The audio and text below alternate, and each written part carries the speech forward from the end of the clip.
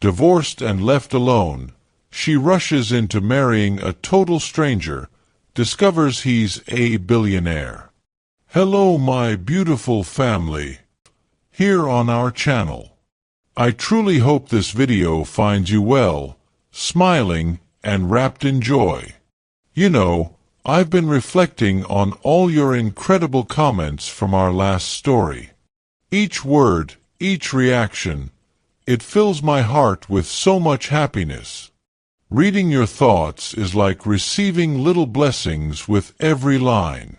If our last journey touched you in any way, if it made you smile, brought tears to your eyes, or stirred something deep within, go ahead and drop a big yes in the comments below.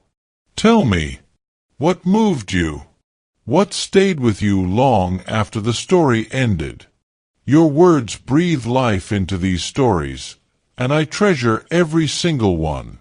You know, my dear family, these tales I share with you aren't just videos, they're pieces of my soul. Every day, I spend 10 to 12 hours crafting these stories with deep love and care, rewriting scenes, fine-tuning emotions, staying up late into the night, because you deserve nothing but the very best. When you like, share, or leave those heartfelt comments, it lights a fire in me. Your words remind me that I'm not just creating content. I'm creating moments. Moments that matter. Moments that stay. Just yesterday, I had one of those magical reminders. While grabbing my usual coffee at a small cafe downtown, I overheard something that made me pause.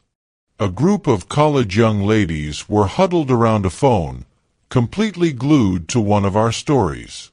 Their gasps, their laughter, their wide eyes, it touched me so deeply. I stood there smiling quietly, realizing once again why I do this. Why these stories matter. And why you, yes, you, matter to me.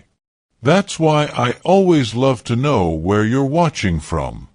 Especially if you're new here, welcome. You're now part of a family that spans across oceans and continents. So before we dive into today's story, go ahead and drop the name of your country in the comments. Let's celebrate how beautifully connected we are. No matter where you are in the world, whether you're watching from the US, the UK, Canada, Jamaica, India, or anywhere in between, our emotions, they're universal. And now, my beautiful family, let me take you on a journey that will stir your soul and make your heart race. This is the story of Avery Morgan, a woman who stood at the altar beside a man whose last name she had learned only 3 days ago. Her trembling hands betrayed the calm expression she fought to maintain. Standing across from her, Julian Blackwood, with piercing blue eyes and a smile that gave nothing away, hid secrets that would soon unravel everything Avery thought she knew.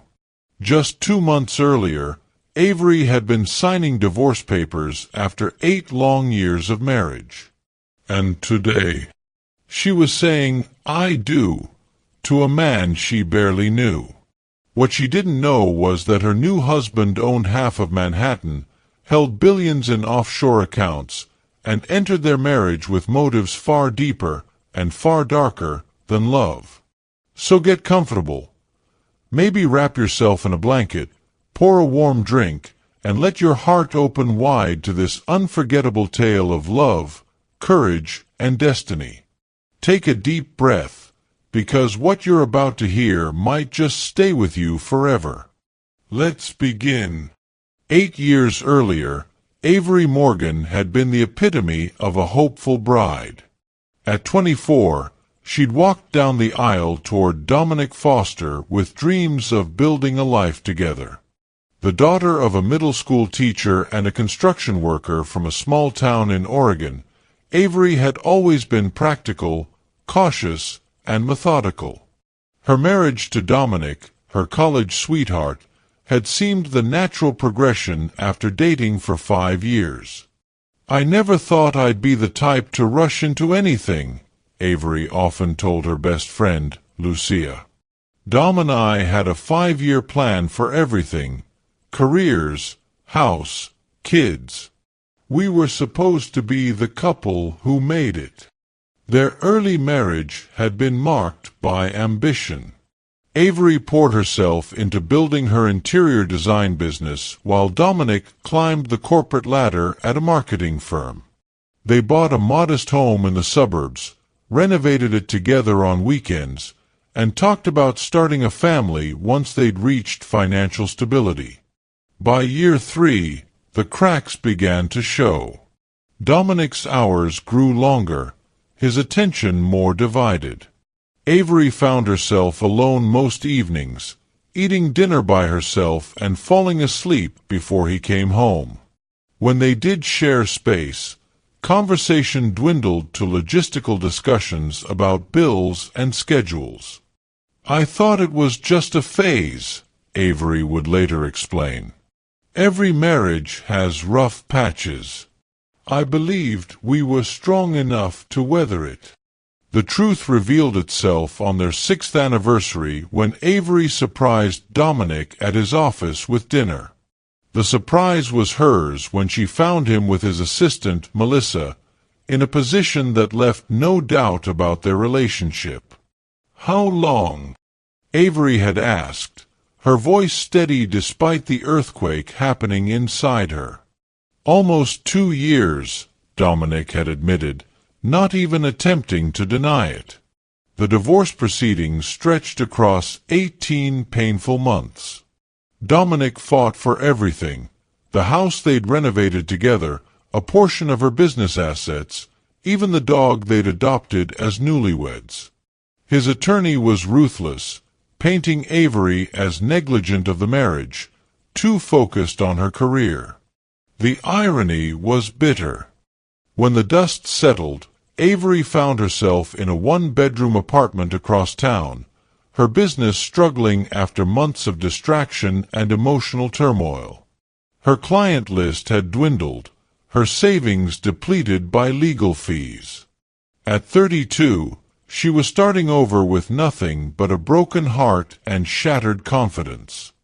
"The worst part wasn't losing the house or the money," Avery confided to Lucia over wine one night. "It's looking in the mirror and seeing a fool. I gave 8 years to someone who could throw it all away and never look back." Dominic had moved on swiftly, not just professionally but personally. 6 months after their divorce was finalized, he announced his engagement to Melissa on social media. The photos showed them in Paris, champagne glasses raised against the backdrop of the Eiffel Tower. Avery had blocked him immediately, but not before the images burned themselves into her memory. The isolation crept in slowly. Friends from their shared social circle drifted away, uncomfortable with choosing sides or simply busy with their own growing families. Avery's parents, though supportive, lived 3 states away and couldn't offer more than weekly phone calls and occasional visits. Work became Avery's refuge, but even that proved challenging. Her confidence in her design choices wavered. Client meetings that once energized her now left her drained. She found herself second-guessing every decision, both professional and personal.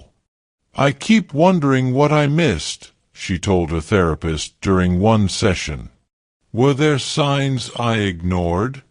Am I just fundamentally bad at reading people?" Sleep eluded her most nights. She'd lie awake cataloging her mistakes, replaying conversations from years earlier, looking for clues she might have missed. When exhaustion finally claimed her, her dreams were filled with empty houses, locked doors, and endless searching for something just out of reach. The loneliness was most acute on Sundays. Those had been their days, lazy mornings with coffee and crosswords, afternoon walks with the dog, meal prep for the week ahead. Now Sundays stretched before her like deserts, vast and empty. Lucia tried to pull her from her isolation. "You need to get back out there," she insisted. "Not necessarily dating, just living.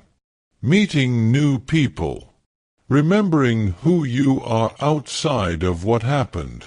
Reluctantly, Avery agreed to attend a gallery opening with Lucia, her first social event in months.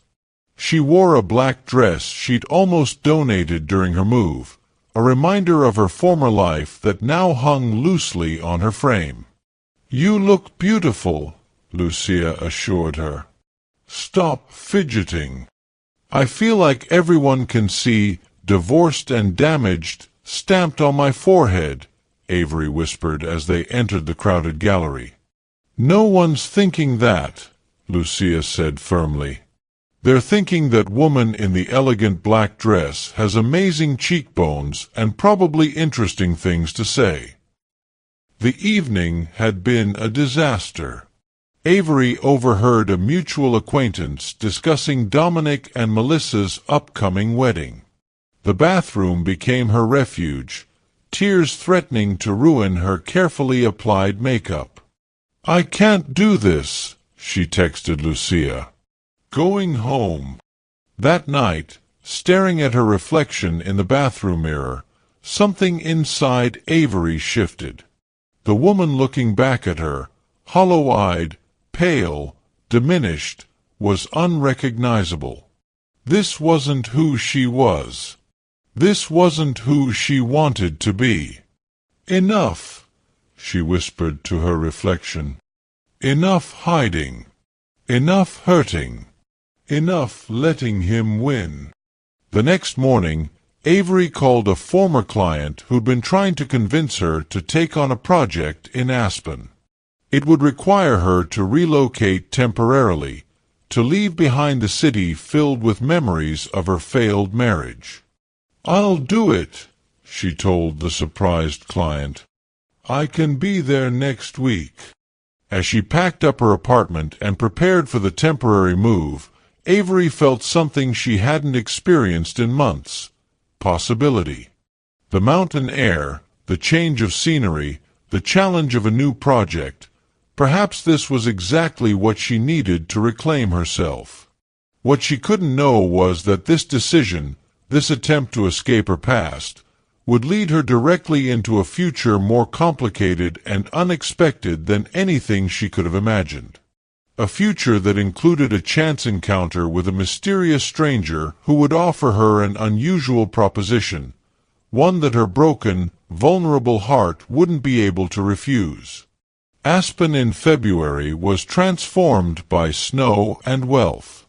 Avery arrived during peak season, when the small town swelled with visitors seeking pristine slopes and exclusive nightlife. Her client, Rebecca Winters, had purchased a mountain lodge that needed complete renovation, a 6-month project with an aggressive timeline and generous budget. The previous owner left it stuck in the 1980s, Rebecca explained during their first walkthrough. "I want something modern but warm. Something that honors the mountains without all the usual cliches." For the first time in months, Avery felt her creative energy returning. The space was magnificent: soaring ceilings, walls of windows framing mountain views, and potential hidden beneath dated finishes. She threw herself into the work, spending long days measuring, sketching, and sourcing materials. Her temporary housing was a small apartment above a local bookstore, cozy but isolated. Evenings stretched out with little to fill them beyond work. After 3 weeks of take-out dinners eaten alone at her drafting table, Avery decided to venture out. The Black Diamond was an upscale restaurant popular with visitors and locals alike. Avery had made a reservation for one, ignoring the hostess's pitying glance as she was led to a corner table. "Just the appetizer menu, please," she told the server. "And a glass of the Cabernet." She was halfway through her wine when the commotion started near the entrance. A group of boisterous men were being seated at the restaurant's best table, clearly important guests based on the manager's deferential behavior. Avery tried not to stare, but one man caught her attention. Tall with broad shoulders, he stood slightly apart from the others, observing rather than participating in their animated conversation. His dark hair was flecked with silver at the temples, and even from across the room there was an intensity to him that commanded attention. As if sensing her gaze, he looked up, meeting her eyes directly. Avery quickly glanced down at her menu, embarrassed to be caught watching. When she dared look up again, he was still observing her, his expression unreadable. Her meal arrived, offering a welcome distraction. She had just taken her first bite when a shadow fell across her table. "Excuse me," a deep voice said. "Would you mind some company?" The man from across the room stood beside her table, a glass of whiskey in hand. Up close, Avery noticed his eyes, a striking blue that bordered on gray, like winter ice. I'm sorry," Avery stammered, caught off guard. "Julian Blackwood," he said, extending his free hand. "And you look far too interesting to be dining alone." Against her better judgment, Avery gestured to the empty chair across from her. "Avery Morgan. And what makes you think I'm interesting? We've never met." "Anyone who orders the chef's experimental appetizer without asking questions has my attention," Julian replied, nodding toward her plate. "Most people stick to familiar territory." "Maybe I didn't read the menu carefully," Avery challenged. A smile played at the corners of his mouth. "Did you?" "No," she admitted. "I didn't. Life's too short for safe choices." "A recent philosophy?" he asked, his perception uncomfortably accurate. Avery studied him, trying to decide how much to reveal. "Let's just say I'm rewriting my approach to life." Their conversation flowed with surprising ease.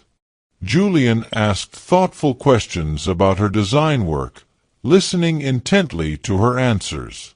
He revealed little about himself beyond that he was in town for business, something involving investment opportunities. "My colleagues are discussing a potential acquisition," he explained, gesturing toward the rowdy table he'd abandoned. "I find I'm more interested in hearing about color palettes and spatial flow." 2 hours passed before Avery realized how late it had grown. The restaurant had emptied around them, servers hovering with barely concealed impatience. "I should go," she said, reaching for her wallet. "Please allow me," Julian insisted, already signaling for the check. Outside, snow had begun to fall, large flakes drifting down to settle on Julian's dark coat and Avery's hair. "May I walk you home?" he asked. Avery hesitated. "That's probably not necessary." "Probably not," he agreed. "But I'd like to, if you're comfortable with it."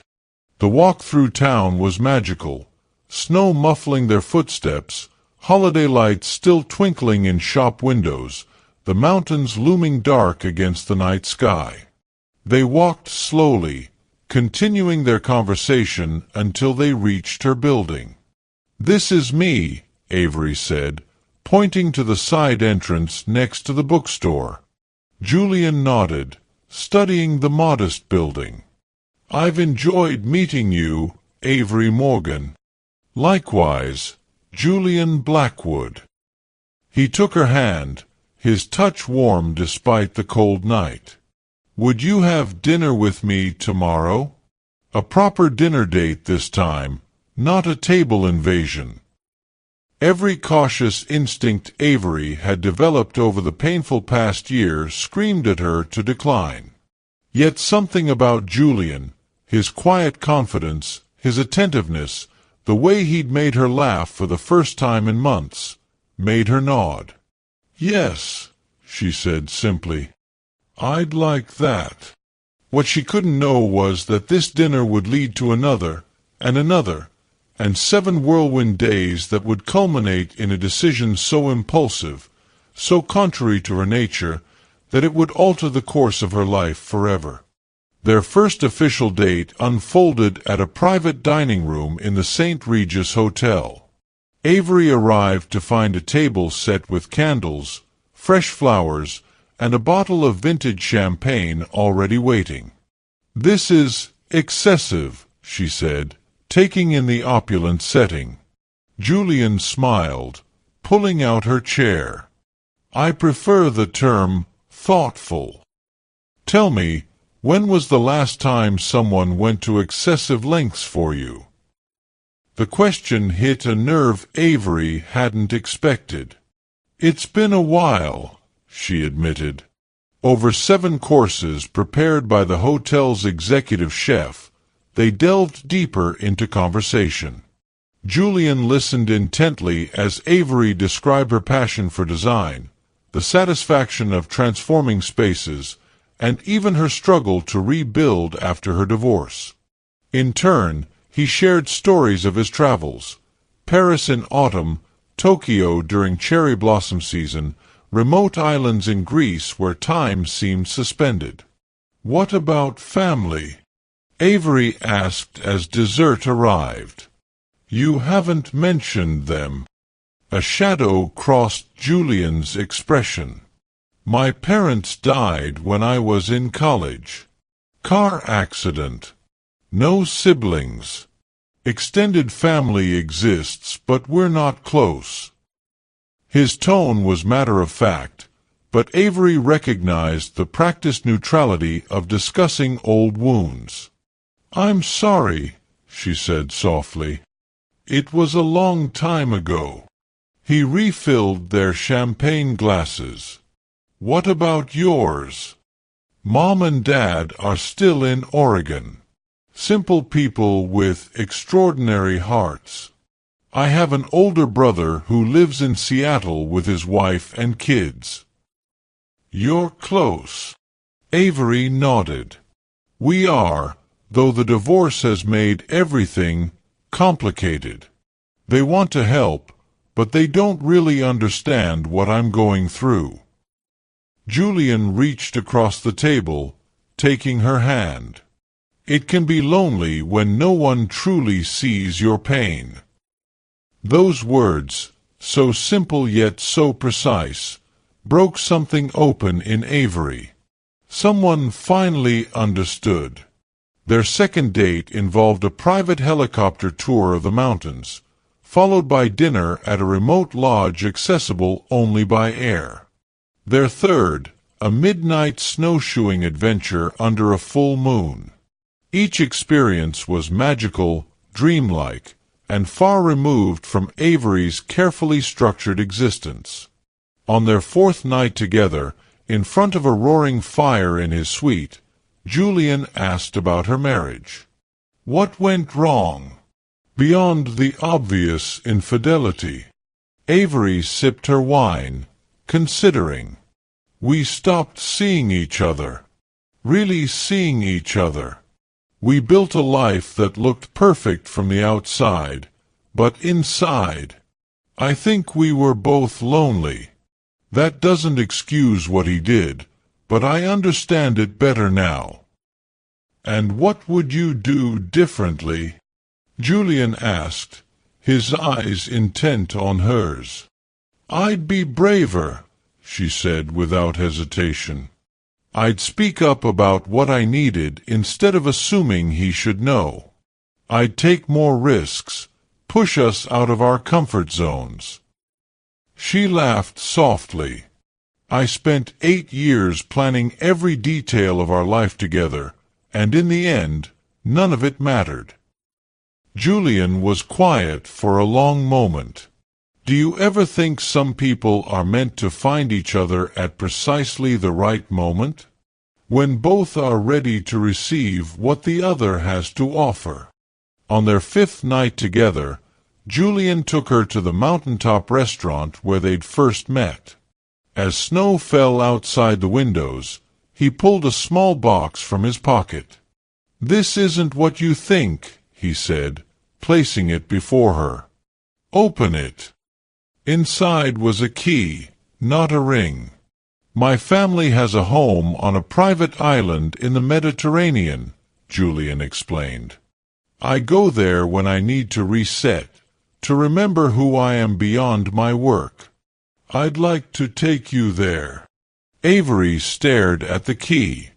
"Julian, we've known each other less than a week."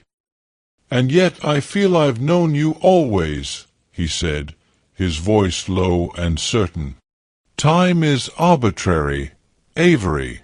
Some people spend decades together without truly connecting. Others need only moments." "I can't just leave," she protested. "I have the project, commitments." 2 weeks, he countered.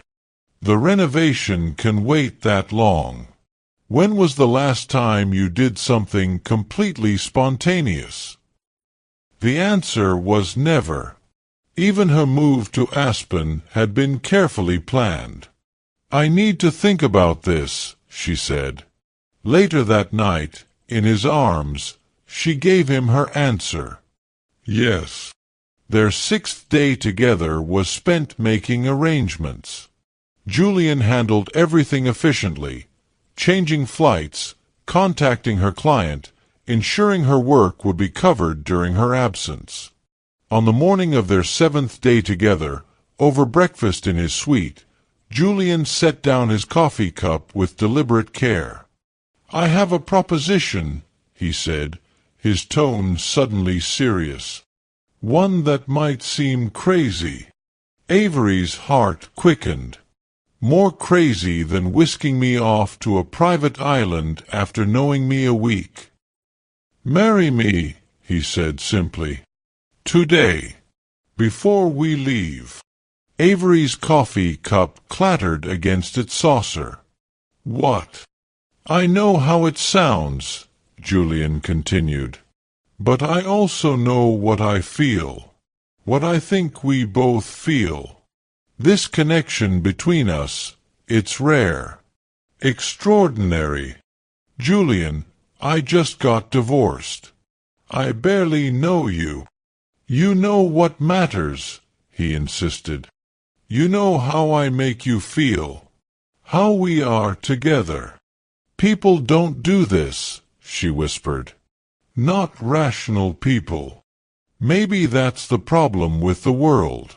Too much rationality, not enough courage to seize happiness when it appears." He took her hands in his. "I'm not asking for forever, Avery. I'm asking for a chance. If it doesn't work, we part ways, no regrets. And if it does work, then we'll have an amazing story to tell." 6 hours later, they stood in a small chapel in downtown Aspen. Avery wore a simple white dress purchased that morning, Julian a charcoal suit. The only witnesses were the officiant, his wife, and a photographer Julian had somehow arranged on short notice. As she spoke her vows, a voice in the back of Avery's mind screamed that this was madness. She ignored it. For once in her life, she would follow her heart instead of her head. "I now pronounce you husband and wife," the officiant declared. Outside the chapel, snow began to fall again as Julian kissed her. "Mrs. Blackwood," he murmured against her lips. "I'm keeping my name," she reminded him, laughing. "Of course you are," he said with a smile. "I wouldn't have it any other way." The private jet taxied down the runway as Avery gazed out the window, her new wedding band catching the sunlight. Beside her, Julian worked on his laptop, occasionally making calls in hushed tones that she couldn't quite decipher. "Julian," she said after his third cryptic conversation ended, "your plane has a bedroom." He glanced up, eyebrows raised. "Among other amenities. You never mentioned owning a private jet." Julian closed his laptop. "You never asked about my transportation preferences." His smile was playful, but something in his eyes seemed guarded. "Does it bother you?" "It's not bothering me, exactly. It's just surprising." The flight attendant, Avery, was still processing that her new husband employed a full flight staff, approached with champagne. "Mrs. Blackwood, would you prefer the Dom Perignon or the Krug?" "Either is fine," Avery replied, still uncomfortable with both the title and the casual reference to champagne that cost more than her monthly rent. As they soared over the Atlantic, reality began pressing in. She'd married a man she'd known for 7 days. A man who, she was realizing, had significant resources he'd downplayed during their whirlwind romance. "What exactly do you do, Julian?" she asked as night fell outside the jet's windows. "You mentioned investments, but that covers a lot of territory." "I acquire companies," he said simply. "Restructure them, make them profitable, sometimes sell them.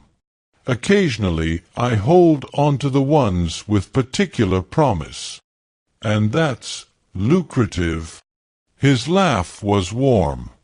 "It can be, yes. Does my financial situation concern you?" "I'm not concerned about the money," she clarified. "I'm concerned about how little I know about the man I just married." Julian took her hand, kissing her palm. "Fair point. What would you like to know?" "Everything.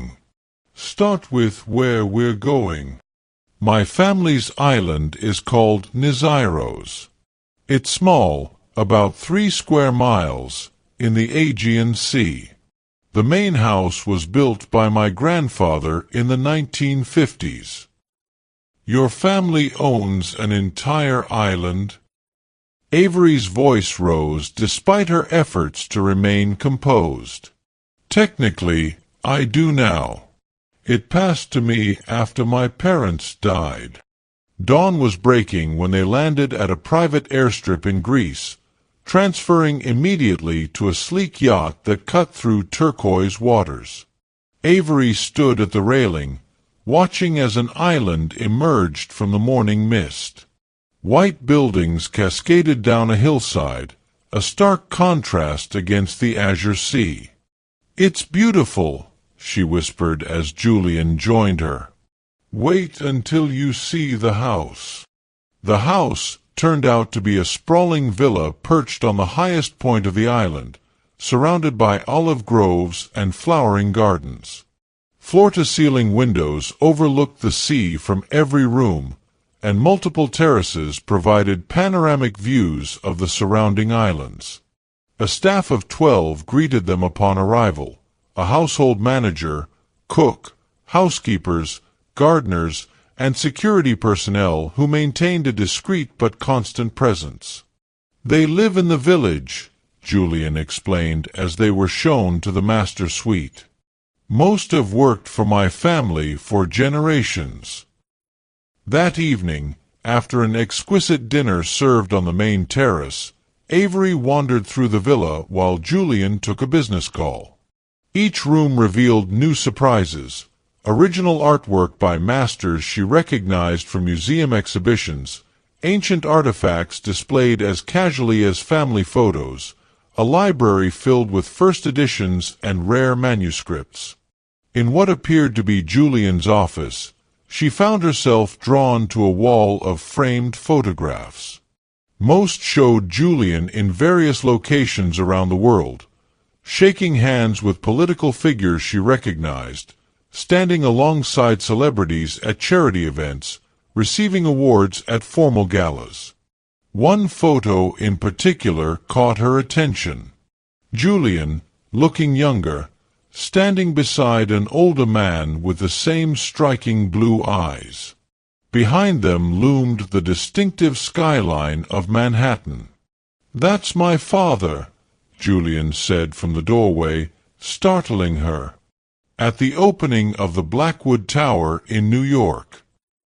"I didn't mean to snoop," Avery said quickly. "You're my wife. Nothing in this house is off-limits to you." He crossed the room to join her. "That was taken about a year before the accident." "The Blackwood Tower," Avery repeated. "I've seen it in the skyline.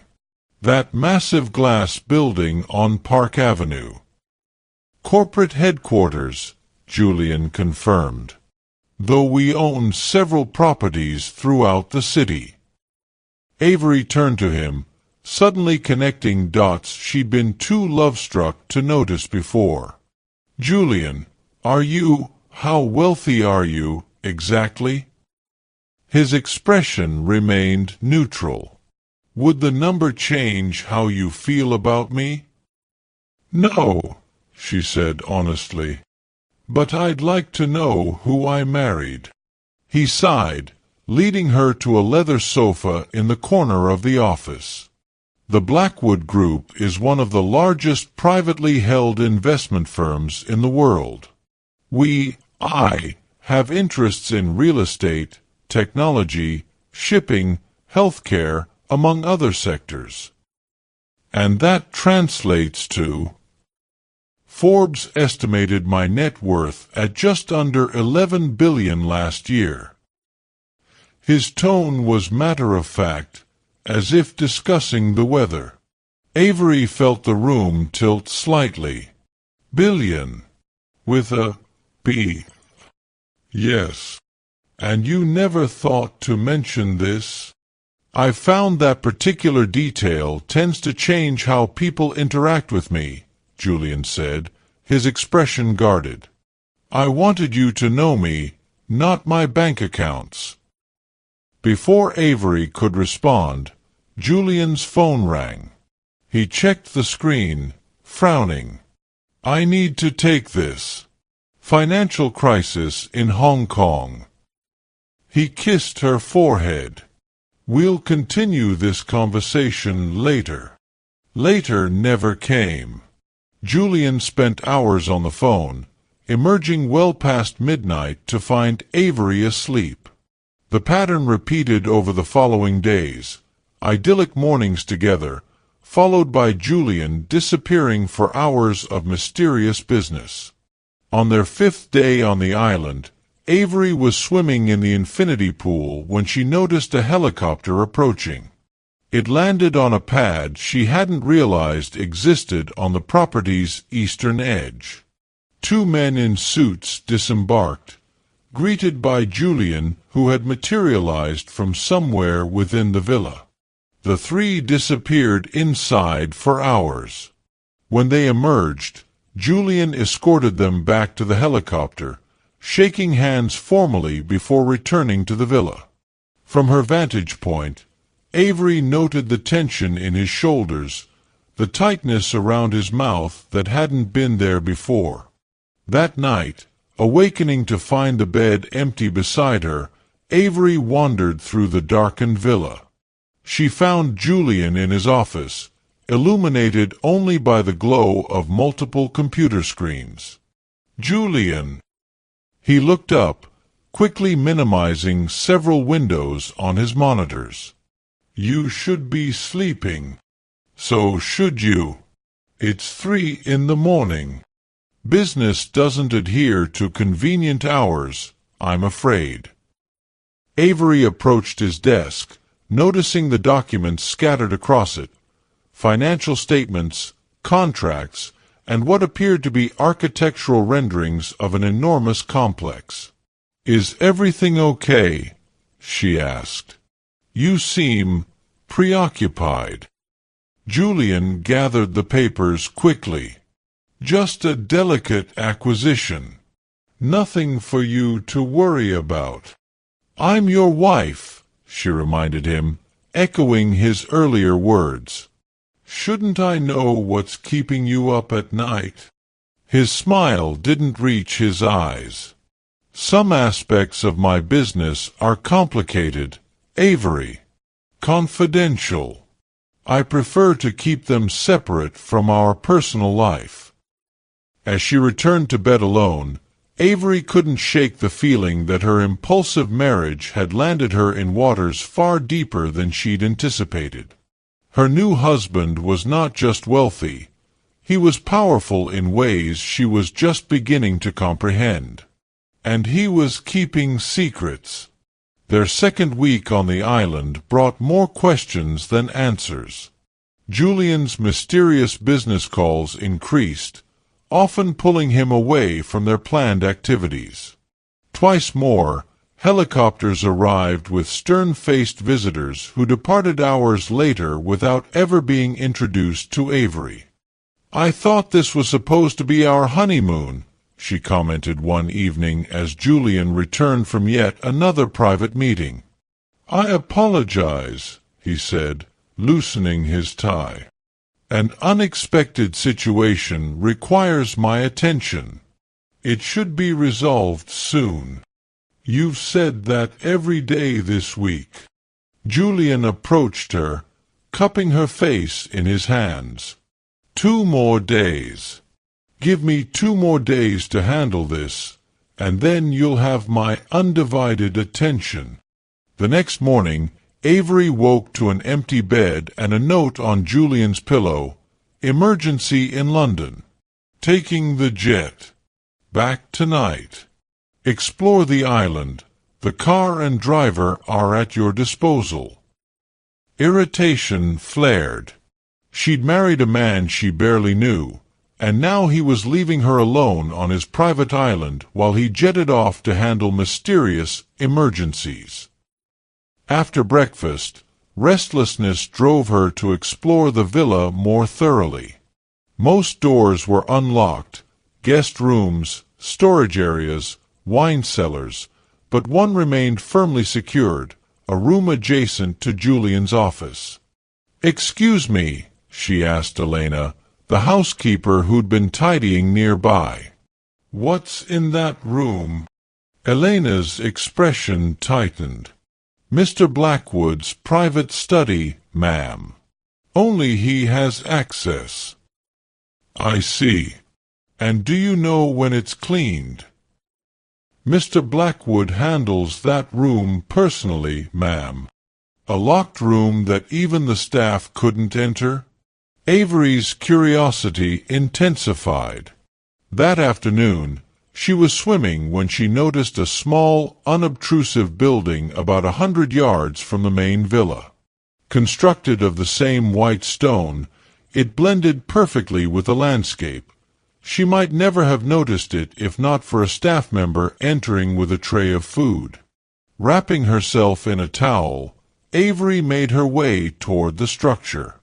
As she approached, she heard voices, Julian's unmistakable baritone among them.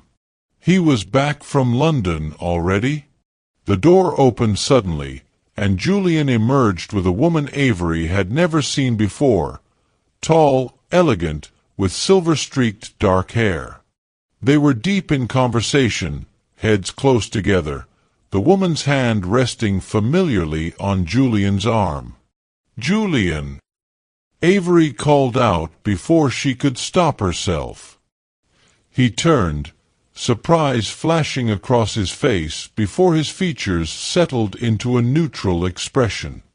"Avery! I was about to come find you.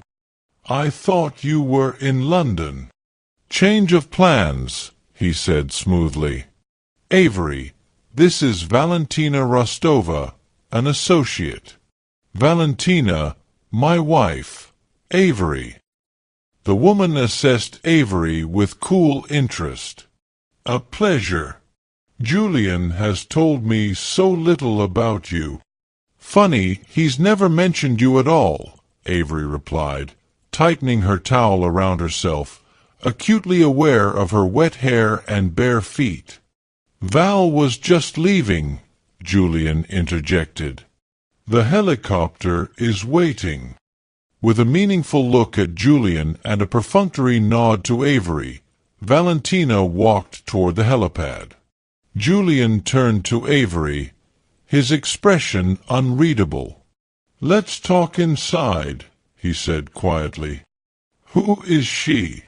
Avery demanded once they reached the privacy of their suite. "As I said, a business associate. We've worked together for years." "On what, exactly?" "Various projects.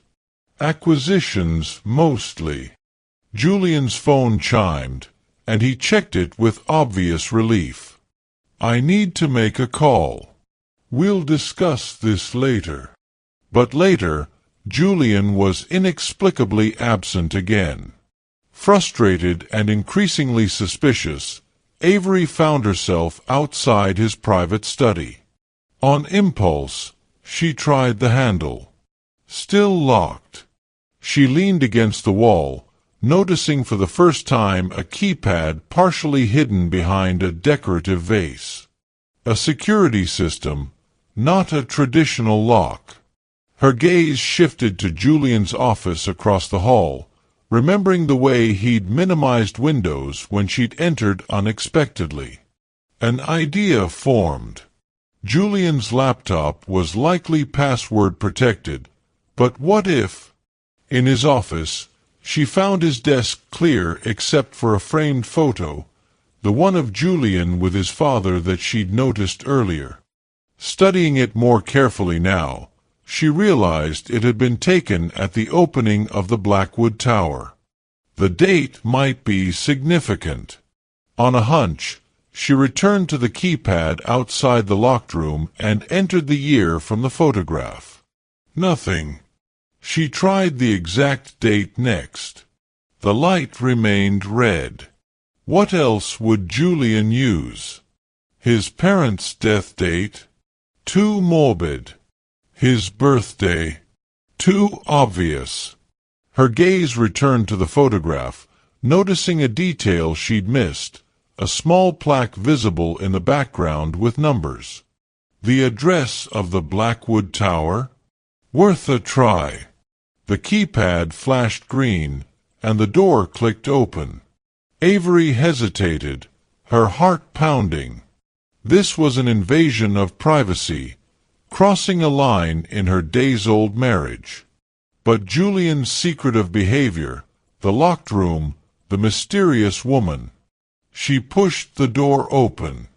The room was smaller than expected, its walls covered with monitors displaying various data streams, stock tickers, news feeds, security camera footage from locations around the world. A large desk dominated the center, its surface covered with documents organized in neat stacks. One monitor showed a satellite view of what appeared to be construction sites, massive projects on multiple continents. Another displayed what looked like personnel files, faces and credentials scrolling in a continuous feed. On the desk sat a leather portfolio embossed with a Blackwood Group logo. Avery opened it to find documents detailing the acquisition of a technology firm, a transaction valued at over $4 billion, scheduled to close the following week. Attached was a memo regarding Project Phoenix, referencing security concerns and potential opposition from several governments. The language was vague but concerning, with phrases like containment of information and neutralizing resistance. Behind the desk, a glass cabinet contained rows of passports, all with Julian's photo but different names and nationalities. Beside them sat multiple phones, stacks of currency from various countries, and several handguns.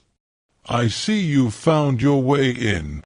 Avery whirled to find Julian standing in the doorway, his expression calm but his eyes cold in a way she'd never seen before. "What is all this?" she demanded, gesturing to the surveillance monitors, the passports, the weapons. "Who are you really?" Julian closed the door behind him, leaning against it. "I'm exactly who I said I am. Julian Blackwood, CEO of the Blackwood Group. And the rest of it, the fake passports, the guns, neutralizing resistance.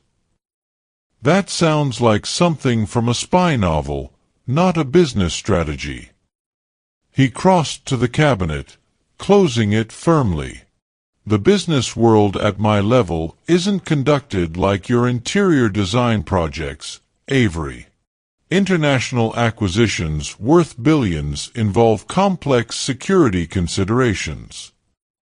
"And Valentina, what's her role in all this?"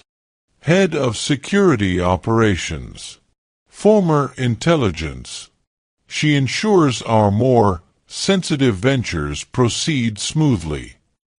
Avery felt her world tilting. "Are you telling me you're some kind of corporate spy?" "I'm telling you that protecting multi-billion-dollar assets sometimes requires measures that wouldn't be covered in business school." His voice softened slightly. "Avery, everything I've built, everything my father and grandfather built before me, exists in a world few people understand. There are competitors who would do anything to access what's in this room." "So you lied to me." "I omitted certain details until I could be sure of your discretion." He gestured to the room around them. "Your presence here rather proves my caution was warranted." "We're married," Avery reminded him, anger rising. "Or was that just another strategic acquisition?" The question hung between them, heavy with implication. Before Julian could respond, an alarm sounded from one of the monitors. His attention snapped to a screen showing security camera footage of the villa's perimeter, where two boats were approaching the private dock at high speed. "Damn it," he muttered, reaching for one of the phones in the cabinet. "Val, we have incoming. Full protocol." He turned to Avery, his expression grave. "We need to leave. Now." "What's happening?" "The people in those boats aren't here for a social call." He took her arm, guiding her firmly toward the door. "I'll explain everything, I promise. But right now, we need to get to the helicopter." "Do you think Avery was right to investigate her husband's secrets? Would you stay with someone who kept such massive parts of their life hidden from you? What would you do if you discovered your new spouse wasn't who they claimed to be?"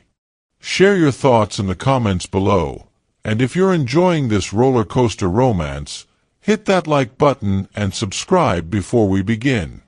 The helicopter blades whirred to life as Julian practically carried Avery across the villa's grounds. Behind them, security personnel moved with practiced precision, some taking defensive positions, others rushing toward the incoming boats. "Who are those people?" Avery shouted over the noise as Julian helped her into the helicopter. "Competitors," he replied tersely, sliding in beside her and signaling to the pilot. "Hostile ones." The helicopter lifted off just as men in black tactical gear poured onto the dock. Through the window, Avery glimpsed someone raising what looked like a weapon toward them. "Get down!"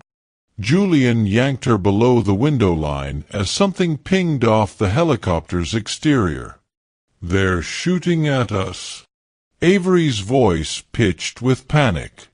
"Reinforced glass," Julian assured her, though his expression remained grim. "We're safe." As the island receded behind them, Avery's initial fear gave way to fury. "Start talking. Now." Julian sighed, running a hand through his disheveled hair. "The Blackwood Group isn't just an investment firm. We specialize in acquiring technologies with strategic implications." Strategic? Like weapons? Like innovations that could reshape global power dynamics? Artificial intelligence, biotechnology, quantum computing. Things governments and military contractors would pay billions to control. "So you're what? An arms dealer?" Julian frowned. "We're gatekeepers. We acquire these technologies to ensure they don't fall into dangerous hands." "Those men with guns seemed pretty dangerous to me." "They work for Viktor Kozlov, Russian oligarch with connections to several intelligence agencies. He's been after one of our recent acquisitions, a quantum encryption technology that could render current cybersecurity methods obsolete." The helicopter banked sharply toward the mainland. Through her window, Avery could see Athens in the distance. "Where are we going?" "Safe house in Athens first, then a private airfield. We need to get back to New York." "New York? What about my things? My job in Aspen?" Julian fixed her with a steady gaze. "Avery, those men would have killed us both without hesitation. Your luggage isn't the priority right now." Reality crashed down on her. The magnitude of what she'd stumbled into, the danger that had suddenly become very real. This wasn't a movie or a novel. This was her life now. "I didn't sign up for this," she whispered. Julian's expression softened marginally. "No, you didn't. And I'm sorry. Sorry you married me. Or sorry you got caught lying." "I never lied about how I felt about you," he said quietly. "Everything between us was real." "Was it? Or was I just convenient?" A horrible thought struck her. The renovation project in Aspen, was that even a coincidence? Did you arrange it somehow? Set up our meeting? Julian's silence was damning. "Oh my God," Avery breathed. "You didn't you? This whole thing was planned." "Not exactly," Julian finally said. "I knew you'd be in Aspen. I knew about your divorce, your career. When certain business interests required a presence in Aspen, I suggested the Black Diamond, knowing you frequented it. You researched me before we met. It wasn't a question. Standard procedure for anyone who enters my orbit." "Standard procedure," Avery repeated, the words bitter on her tongue. "Did you engineer the divorce too? Pay Dominic to cheat on me so I'd be vulnerable when you swooped in?" "Of course not." Julian looked genuinely offended. "I'm not a monster, Avery." "Then what am I to you? A mark? A cover? Some kind of corporate asset?" Before he could answer, the pilot's voice came through the headsets they wore. "Sir, we have a tail. 2 o'clock, gaining." Julian cursed under his breath, checking the radar display. "Kozlov's men. Can you lose them?" "Working on it, sir." The helicopter banked again, sharper this time, descending rapidly toward a dense section of coastal forest. Avery clutched her seat as her stomach lurched. "There's a clearing 2 kilometers ahead," the pilot reported. "I can set down there. Ground transport is standing by." Minutes later, they were racing through the trees toward a waiting SUV, the sound of another helicopter growing louder behind them. Julian pushed Avery into the vehicle's back seat before sliding in beside her. 2 men Avery had never seen before occupied the front seats, more of Julian's security team, she presumed. As they sped away, Avery noticed Julian typing rapidly on his phone. "What now?" "Contingency plans," he replied without looking up. "We have protocols for situations like this." "You have protocols for fleeing armed men with your brand-new wife?" Despite everything, a hysterical laugh bubbled up. "How often does that happen?" Julian glanced at her, his expression unreadable. "The wife part is new." The SUV wound through narrow mountain roads, eventually merging onto a highway toward Athens. Julian remained glued to his phone, occasionally making calls in languages Avery didn't recognize. She stared out the window, trying to process how her life had transformed so completely in just 2 weeks. "Why me?" she finally asked, breaking a long silence. "Of all the women you could have pursued, married, brought into this dangerous world of yours, why choose an interior designer from Oregon?" Julian set down his phone, giving her his full attention for the first time since their escape. "You're resilient. Your divorce would have broken many people, but you rebuilt. You're observant, detail-oriented, quick-thinking. And you have no connections to my world, which made you perfect." "Perfect for what?" "The Blackwood Group has enemies, Avery. Powerful ones. 4 years, I've lived with security teams, restricted movement, constant vigilance. It's effective but limiting, especially when conducting sensitive negotiations. And a wife provides what? A better cover story. Legitimacy.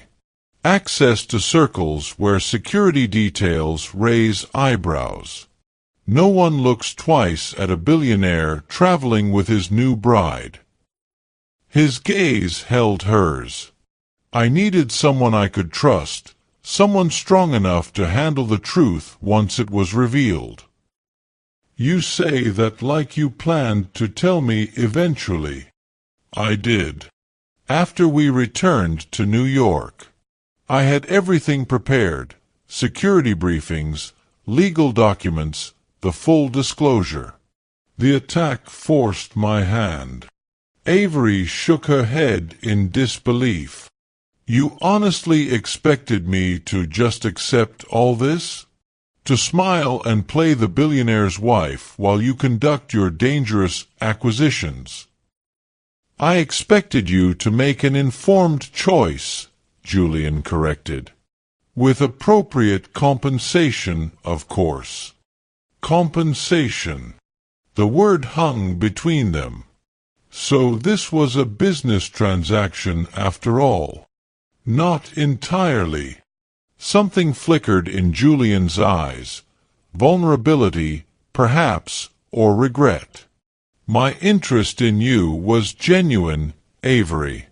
The connection we formed was real. But yes, there were strategic considerations as well. And if I want out, if I decide this isn't the life I want."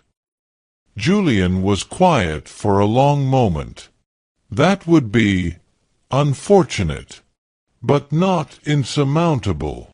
The SUV pulled into an underground garage beneath a nondescript office building in downtown Athens. As the driver cut the engine, Julian turned to Avery. We'll be safe here temporarily. You have questions, and you deserve answers. But first, I need to ensure our security team at the island is safe." He reached for her hand, which she withdrew. "Whatever you decide, Avery, I promise you this: I will protect you." As Julian exited the vehicle, phone already at his ear, Avery remained seated, a cold realization washing over her.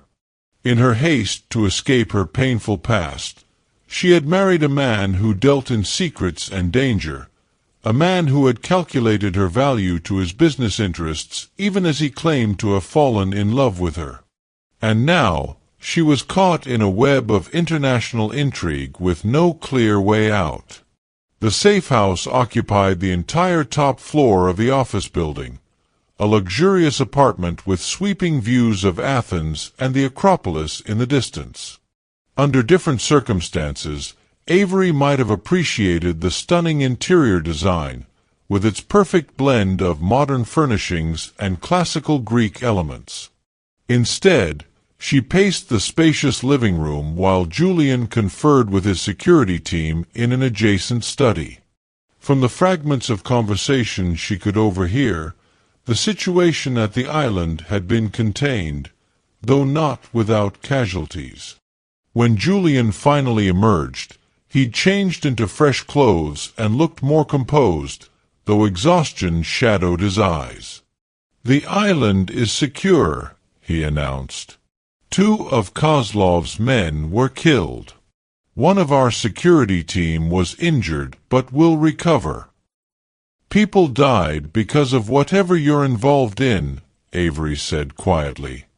"And you're talking about it like a minor inconvenience." Julian poured himself a drink from a crystal decanter. "Would you prefer I pretend to be shocked? This is the reality of the world I operate in, Avery. Powerful interests, dangerous stakes. No normal person lives like this. I've never claimed to be normal." He gestured to the space around them. "None of this is normal. But it is real." Avery sank onto a sofa, suddenly overwhelmed.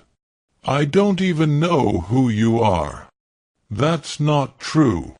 Julian sat across from her, leaning forward intently. "You know the essential parts of me. My values, my character, how I treat people I care about. The details of my business dealings don't change who I am at my core." "Those details include fake identities and armed attackers," Avery countered. "That changes everything." "Does it?" Julian challenged. "When you first met me, what drew you in? Was it my resume? Or was it something more fundamental?" The question struck deeper than Avery wanted to admit. What had attracted her to Julian wasn't his job or status. It was his presence, his attention, the way he seemed to understand her without explanation. "I fell for a mirage," she finally said. "A carefully constructed facade." "No." Julian's voice was firm. "You fell for me. The real me. The business complexities, the security measures, those are circumstances, not character." A knock at the door interrupted them. Valentina entered, looking considerably more battle-ready than when Avery had seen her on the island. She wore tactical gear now, a sleek firearm holstered at her hip. "The jet is ready," she informed Julian. "Security perimeter is established. We can move in 20 minutes." Julian nodded. "Thank you, Val." As Valentina turned to leave, Avery called out, "Wait." The woman paused, eyebrow raised. "Are you and Julian?" Avery left the question hanging. Valentina's lips curved in a small, amused smile. Professional colleagues for 15 years. Nothing more. Her gaze shifted to Julian, though not for lack of opportunity. After she departed, Julian sighed. Valentina is an exceptionally talented security specialist. Our relationship has always been strictly professional. But she wanted more. She understood long ago it wasn't an option. Julian moved to sit beside Avery. I've never misled you about my feelings, Avery. Whatever else you may doubt, please don't doubt that. His proximity, the familiar scent of his cologne, the earnestness in his eyes, it all tugged at Avery's resolve. Part of her wanted to believe him completely, to fall back into the fantasy of their whirlwind romance. But the practical part of her, the part that had rebuilt her life after devastating betrayal, held firm. Even if I believe you genuinely care for me, she said, that doesn't change the fact that you orchestrated our meeting, researched me in advance, and married me partly for strategic business purposes. I won't deny there were multiple factors in my interest, Julian admitted. But is that so different from conventional relationships? People choose partners based on compatibility, shared goals, mutual benefit. I simply evaluated those factors more comprehensively. You make marriage sound like a merger. In many ways, isn't it? Two separate entities joining forces, combining resources, working toward common objectives. He took her hand, and this time she didn't pull away. The difference is the emotional component, the connection that transcends practical considerations. Avery studied their intertwined fingers. And you feel that? This emotional component? More powerfully than I expected, Julian said softly. Much more. It's complicated my plans considerably. What plans? Julian hesitated before responding. The original arrangement I envisioned was more temporary.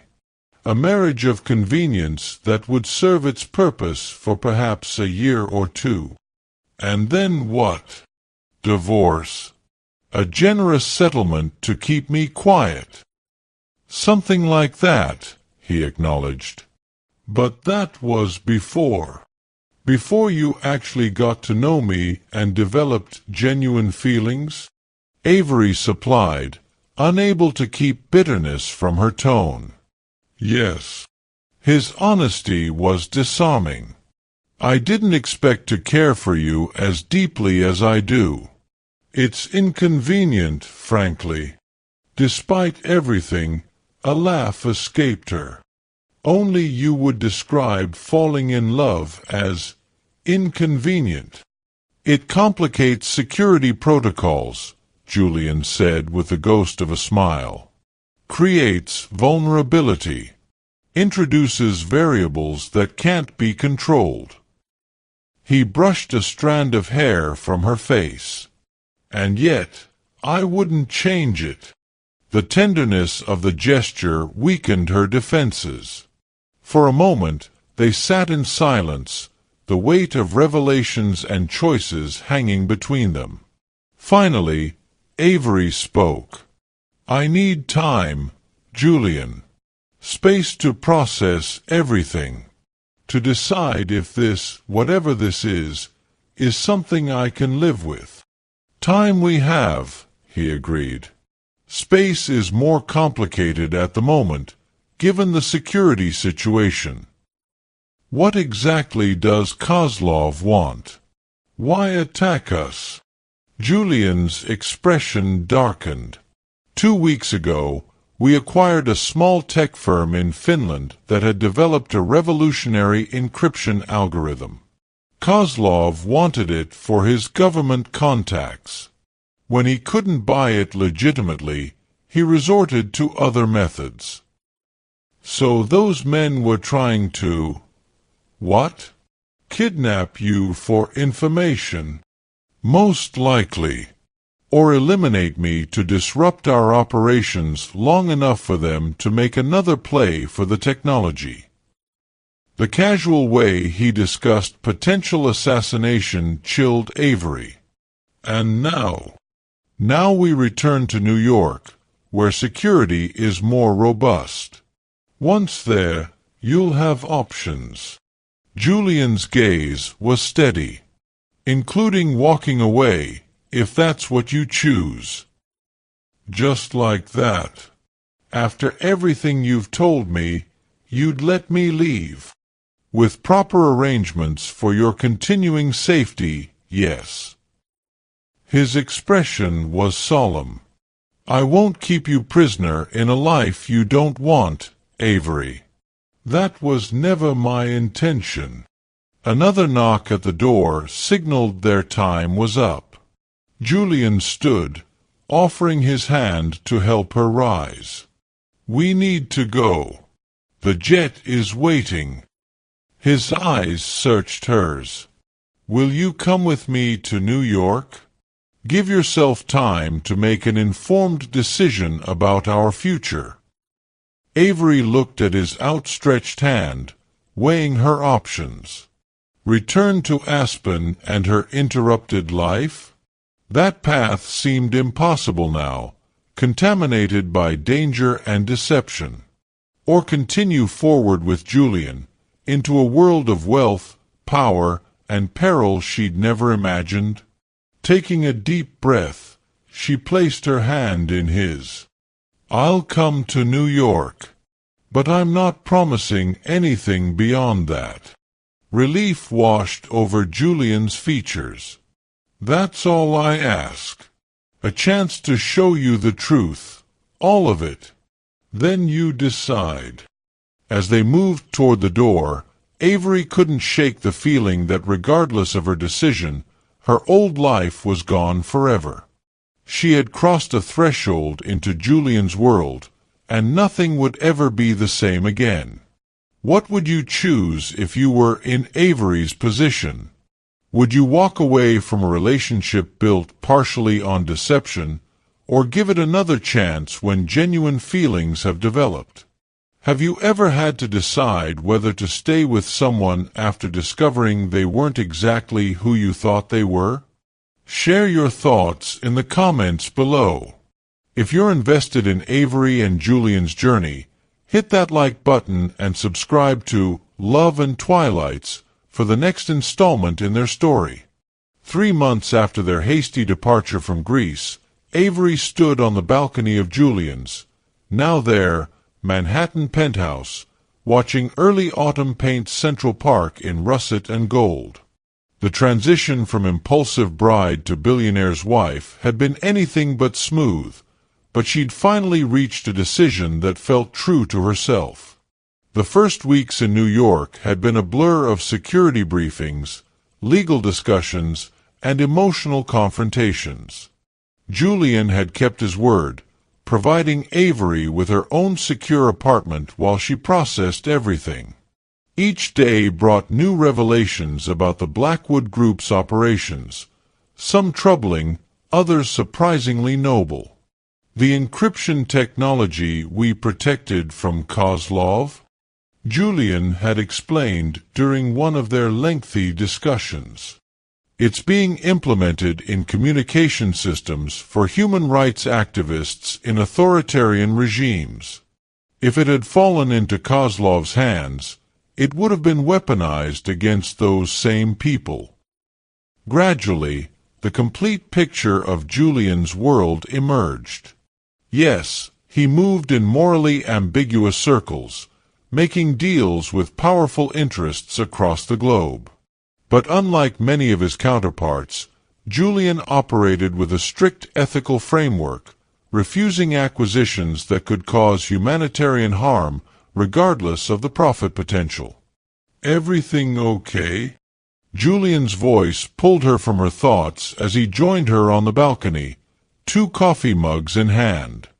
These quiet morning moments had become a ritual during their reconciliation process. "Just reflecting," Avery replied, accepting the mug. "It's been quite a journey. Having regrets." His tone was casual, but she caught the flicker of vulnerability in his eyes. "About staying?" "No." She turned to face him fully. "About how we started. That's more complicated." The Kozlov situation had been neutralized through diplomatic and business channels. Julian never shared the full details, but the immediate threat had passed, allowing them to establish a new normal, one built on honesty rather than convenience. Avery had ultimately chosen to embrace this unexpected life, but with conditions. The foundation had been her idea, a philanthropic arm of the Blackwood Group focused on educational access and technological literacy in underserved communities. As its director, she channeled both her design expertise and newfound understanding of Julian's world into creating something meaningful. The Vietnam project received final approval, Julian mentioned, referencing their newest initiative, a series of technology education centers in rural communities. "Your design modifications impressed the board." "They should." "I spent 2 weeks talking with local teachers about what would actually work in their environments." This was the arrangement they'd negotiated, her full integration into Julian's business world, but with autonomy and purpose beyond being merely his wife. Her interior design career had been reimagined rather than abandoned. With Julian's connections but her own talent, Avery had established a boutique firm specializing in sustainable luxury design. Her reputation in the field had grown rapidly, bringing clients who valued her work rather than her marital connection. "The gallery called about your installation," Julian reminded her. "They need final approval on the lighting design." Avery nodded. Her upcoming exhibition, featuring sustainable interior concepts for urban microliving, represented another step in reclaiming her professional identity within this new context. "I'll handle it this afternoon," she promised, leaning against the balcony railing. "After my meeting with the security team." That had been another non-negotiable element of their reconciliation, her complete briefing on security protocols and involvement in relevant decisions.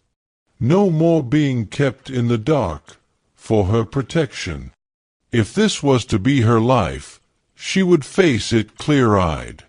Julian set down his coffee mug and turned her gently toward him. "Happy anniversary."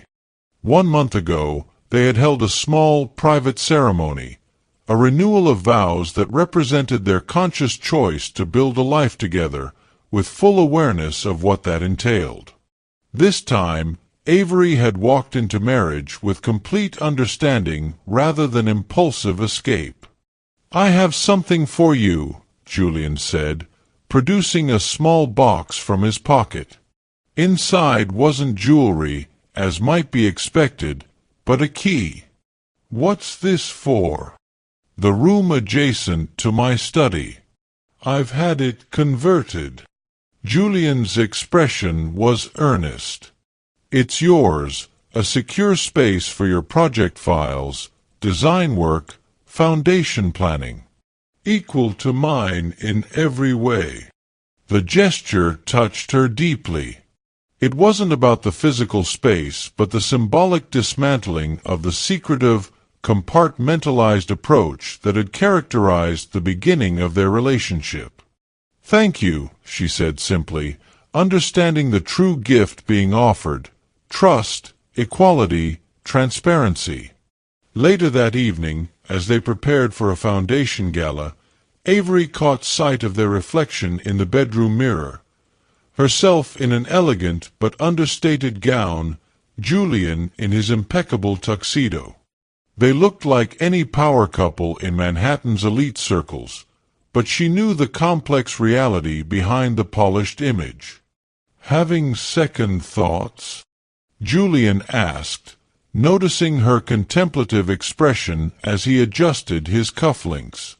"Not second thoughts," she clarified. "Just appreciation for how far we've come.